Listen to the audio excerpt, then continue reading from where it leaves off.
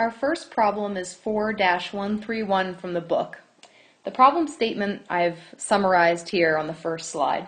We have two rigid tanks connected by a valve. You see tank A and tank B, and here's the valve. The initial state of the tanks are given, so we have 0.2 cubic meters of water at 400 kPa and 80% quality in tank A, and we have 0.5 cubic meters of water at 200 kPa and 250 degrees C in tank B.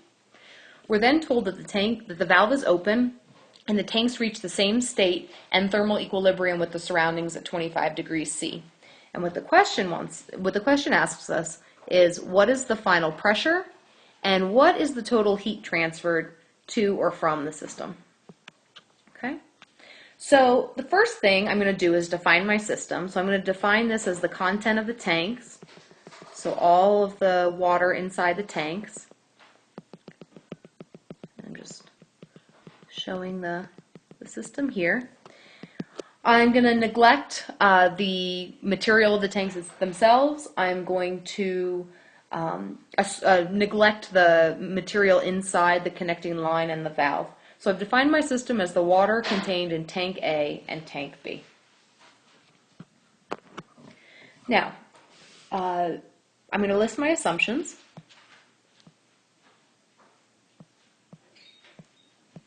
I'm going to assume that no work is done on or by the system.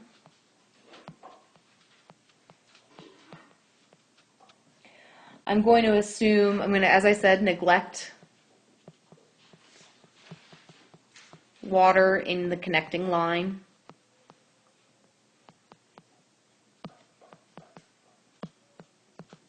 And the valve.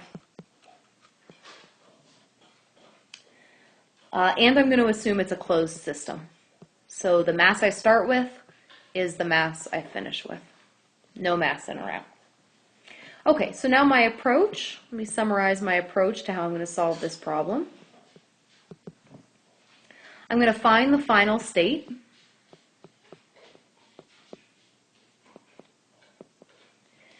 So after the valve is open and the contents are allowed to reach equilibrium, both with both tanks and the surroundings, I'm going to find out what that state is finally in the tanks. I know my final temperature. So what I need to find is the final pressure. I'm going to do that by finding the final specific volume. I'm going to do that by finding the total mass of the water. Then I'm going to use the first law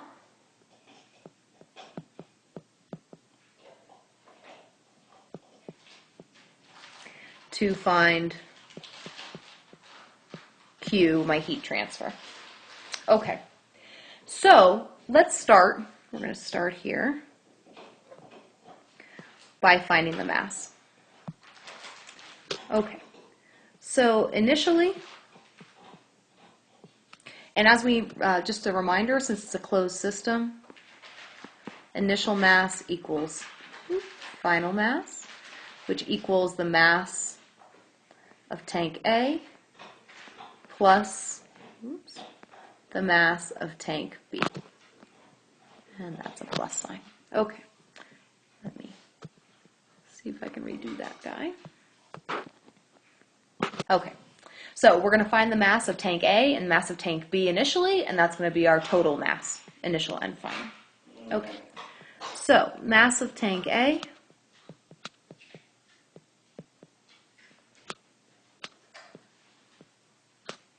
To do this, I'm going to first go to table A5, which, to remind you, is our saturated liquid vapor table for water. And I'm going to look at the properties at 400 kPa. There I see that the specific volume of saturated liquid is this value.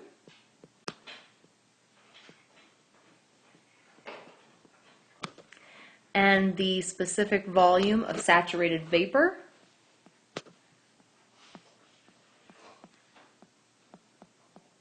is this volume. So look in your table and make sure you find the same values as I do. So now what I can do is I can say, okay, my average, I know, just to remind you, in tank A to begin with, I have an 80% quality mixture. That means I have a mix of saturated liquid and saturated vapor. Okay, so knowing that, I can find what my average specific volume is by using this equation.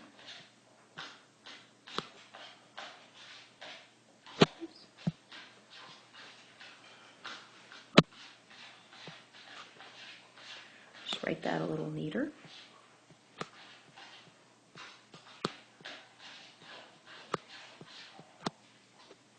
Okay, I'm going to plug in these values. So this is my 80% quality, means X equals 0.8. So 1 minus X is 0.2. So when I plug in these values,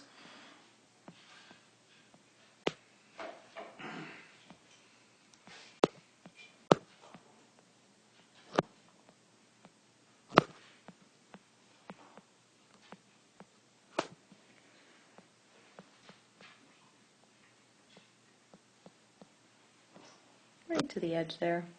And when I solve this, I get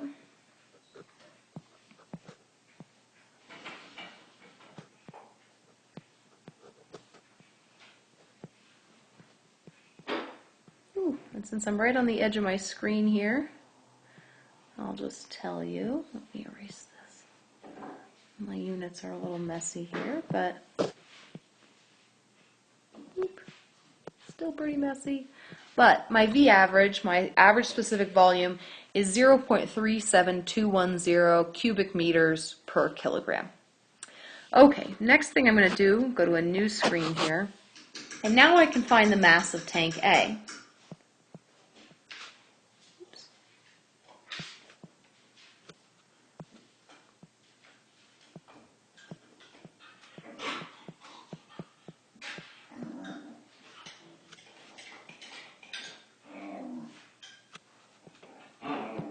Okay, and how am I going to do that? I'm going to use the average specific volume that I just found and the volume of the tank that I'm given in the problem. So that's going to be 0.2 cubic meters over the average specific volume we just found on the previous slide. It was 0.37210 meters cubed per kilogram. And when I solve that, I get 0.537 kilograms of water in tank A. Okay, now I need to do the same thing for tank B. So now I need to find the mass of tank B. Okay, and I'm again going to go to, go to table A4, because remember we, oops, let me keep erasing that, a little messy. Because just to remind you, the way that we find our state is to go to the saturated liquid vapor tables first, see if we're within the range of saturated liquid, saturated vapor, or somewhere in between. And that will tell us if we are saturated, saturated mix, subcooled, or superheated. Okay, so from table A4, we find that the initial pressure of tank B is less than the saturated pressure at the given temperature of 250 degrees C. Oops, that's a degree. So we are superheated.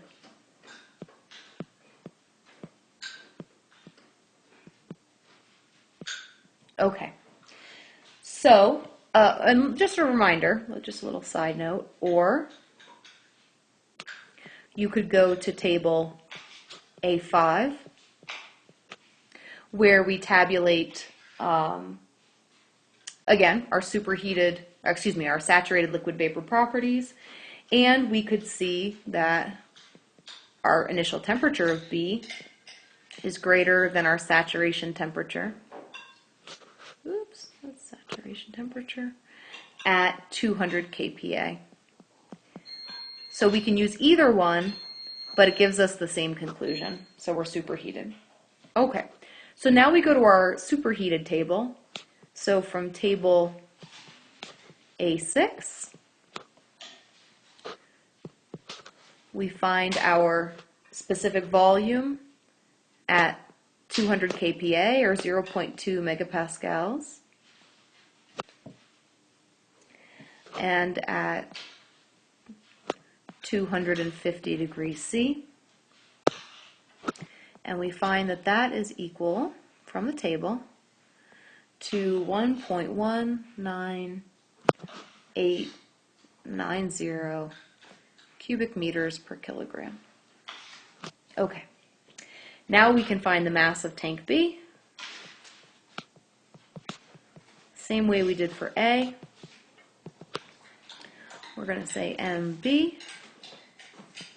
equals the volume of B over V.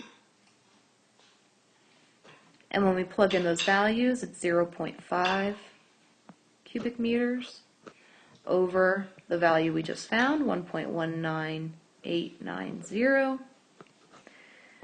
cubic meters per kilogram. And when we solve for that, we find that we have 0.417 kilograms of water initially in tank B. Okay, now to the next slide. So now we know that the total mass of our system,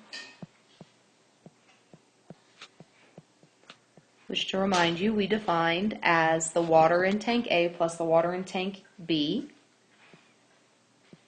We're going to call this M sub T equals MA, the mass initially in tank A, plus the mass in tank B. So that is 0.5,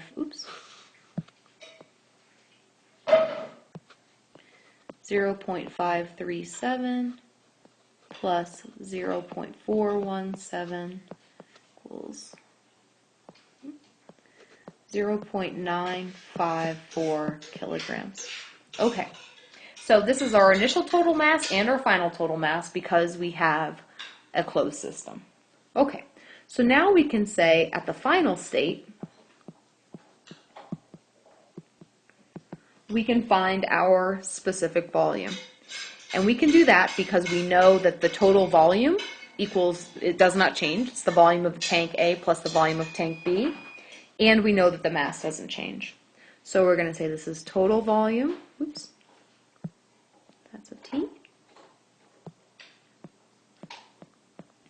over total mass.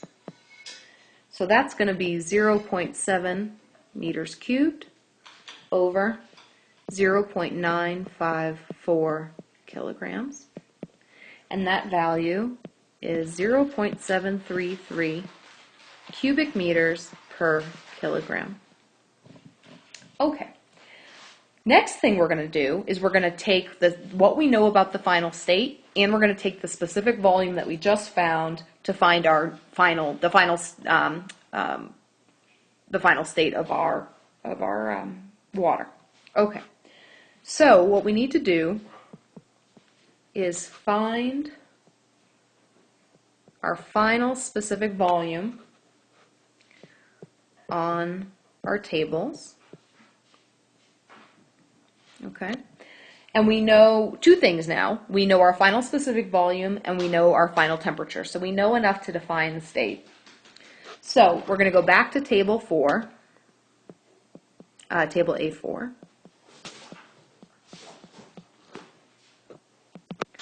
And at 25 degrees C, which we know is our final state, we find that saturated liquid specific volume is 0.001003 cubic meters per kilogram. And the specific volume of our saturated vapor is 43.2 0.340 cubic meters per kilogram.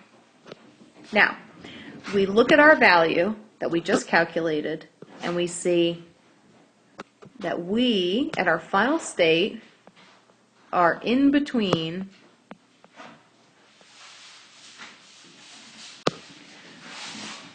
vapor, saturated liquid, and saturated vapor.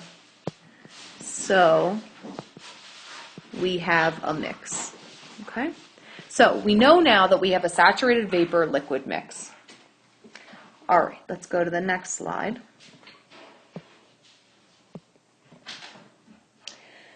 So we know a couple things. We know something now. We know we have a saturated, so therefore we have a saturated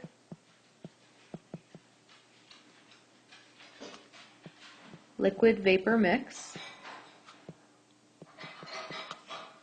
and we know our pressure because we know we're at the saturation pressure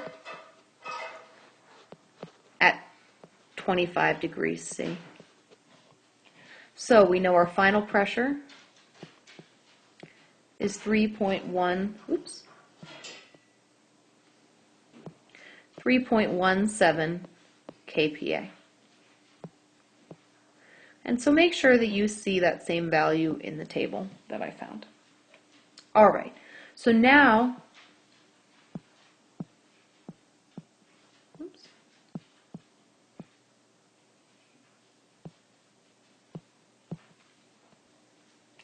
okay, so now to find Q, we're going to set up the first law.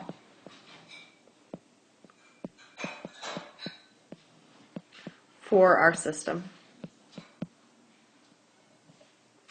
So, for our closed system, we have the change in total energy of the system. I'm going to break this apart in just a moment, but we have our general form is change in energy of the system equals Q minus W. Now remember that the total energy of the system includes the change in the total internal energy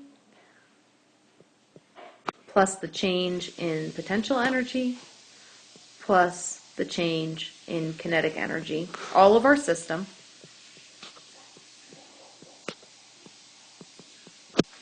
And we're going to assume, additional assumptions here, that these are negligible. So our first law expression becomes change in total energy of the system equals Q minus W. And remember that we assume no work being done on or by the system. So that goes away. And we end up with simply change in internal energy of the system equals the heat transfer. Okay, so this is the first law that we're going to use now to evaluate our heat transfer. Okay, to the next slide. So now we need to find our U. And if you remember, well, we need to find our change in U. So this equals our final internal energy minus our initial internal energy. That is a U there. Let's see.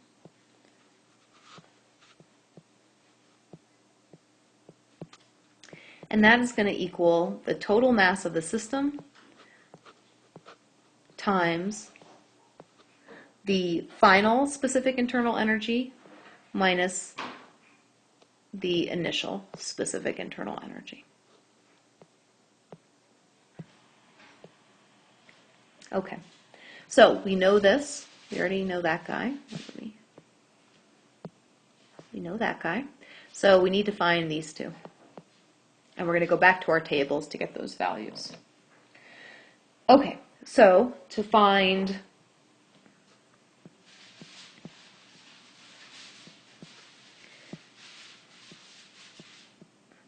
our U average at our final state, we're going to go back to the equation that allows us to find average properties for saturated mixes. Okay. Now, we can find these values. Oops. We can find these values from the table, the same spot we found our specific volume values before. So we're going to go back to table A, 4,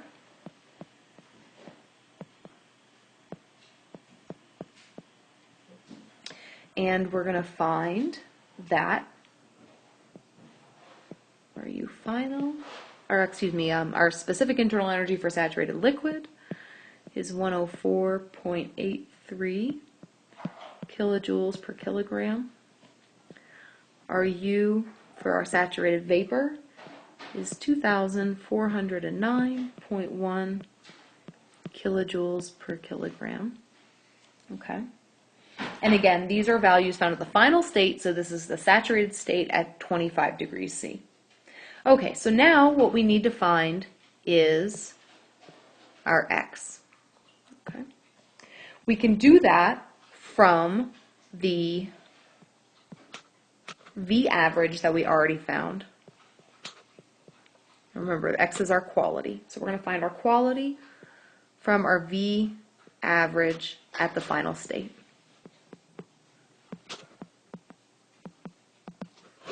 Okay, so as a reminder, this is V average equals 1 minus X,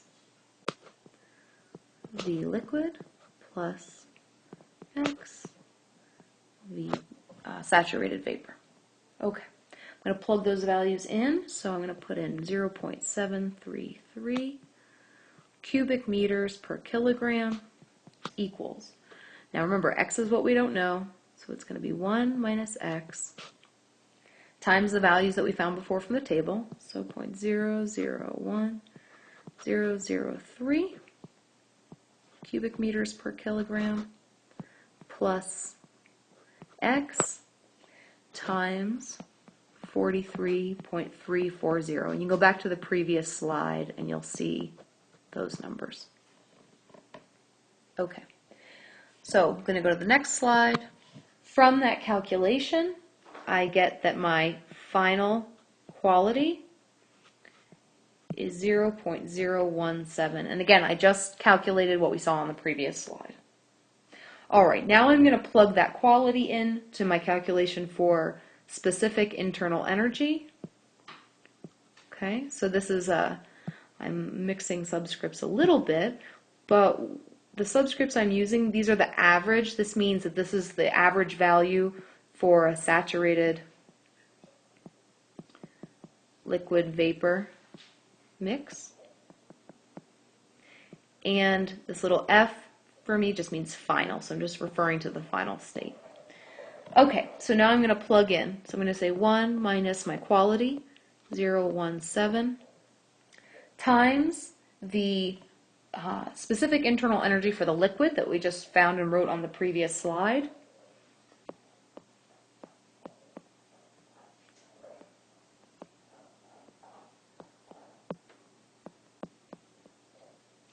And then I'm just running out of space here, so I'm just going to write on the second line. So plus the quality, 0.17, times the specific internal energy for the saturated liquid that again we found in the table and wrote on the previous slide. So 2,409.1 kilojoules per kilogram.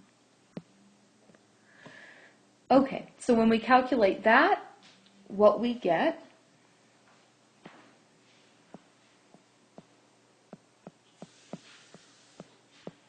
is that our average final specific internal energy is 143.75 kilojoules per kilogram.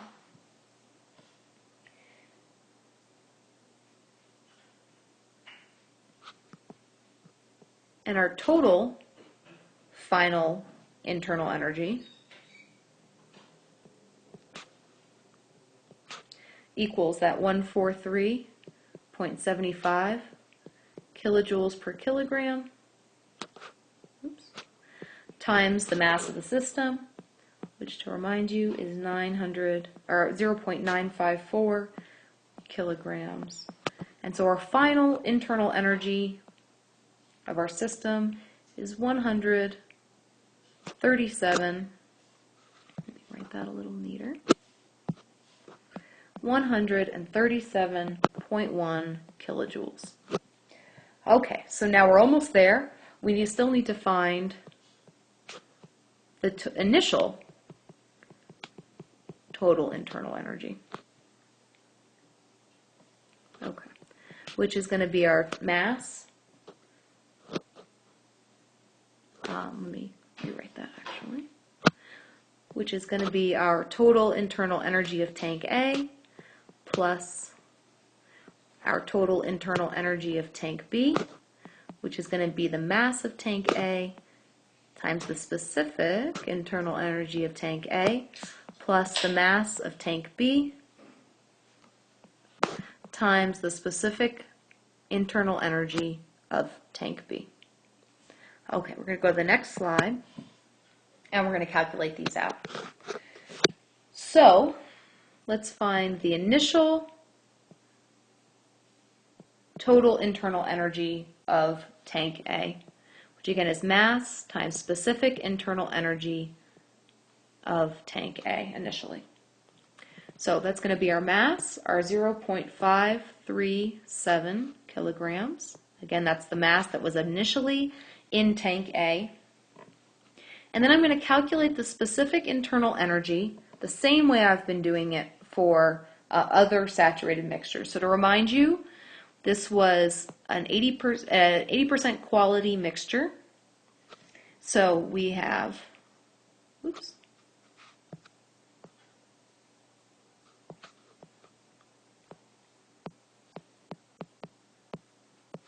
Again, I'm running out of space here, so I'll go to the next line.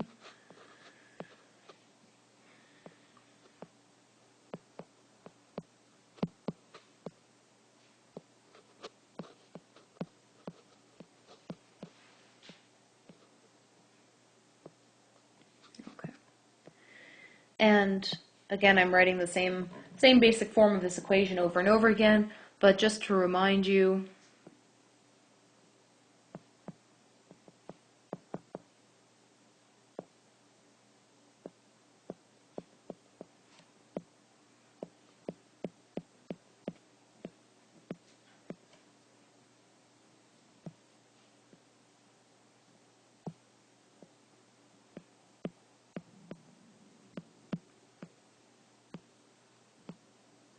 this is an average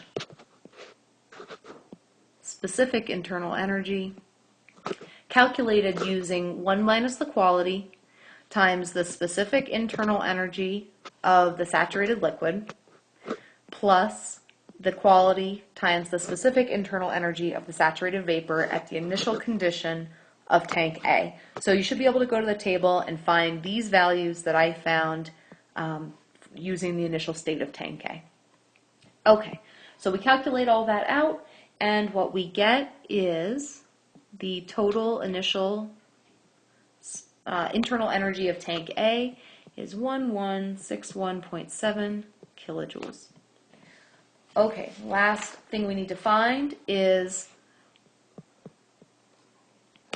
the total initial internal energy of tank B, which is equal to mass times the specific internal energy of tank B, which is a superheated mix, so we don't need to use the quality in this case. It's a superheated vapor. So we know the initial mass, 0.417 kilograms, and we can go to the table for the initial state of, table A6 for the initial state of tank B, and find that the specific internal energy is 2,731.4 kilojoules per kilogram. We calculate that out, and the initial internal energy of tank B is 1138.99 kilojoules. Okay, going to the next slide. Now we have everything to figure out that our initial internal energy of our system again, is equal to UA plus UB.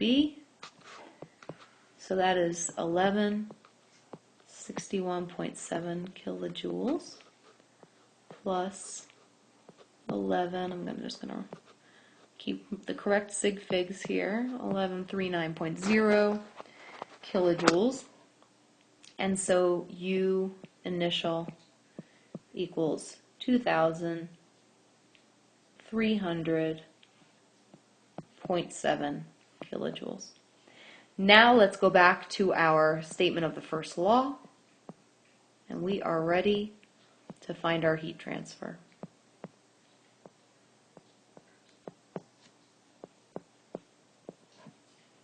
Plugging in our numbers.